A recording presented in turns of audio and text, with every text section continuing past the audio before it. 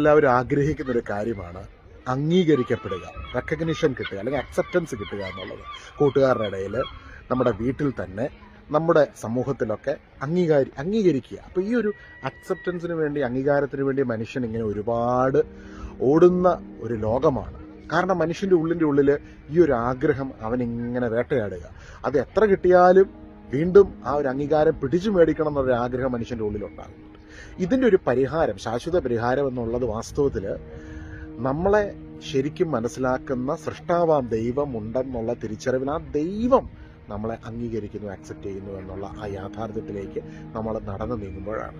അപ്പോൾ ഈ ഒരു തിരിച്ചറിവ് ഒരു വ്യക്തിയുടെ ഉള്ളിൽ കടന്നു വരുന്നു. അല്ലെങ്കിൽ മറ്റുള്ളവർ എന്നെക്കുറിച്ച് എന്ത് ചിന്തിക്കുന്നു എന്നുള്ളതല്ല, ദൈവം എന്നെക്കുറിച്ച് എന്താണ് ചിന്തിക്കുന്നത്, ദൈവം എങ്ങനെ എന്നെ കാണുന്നു.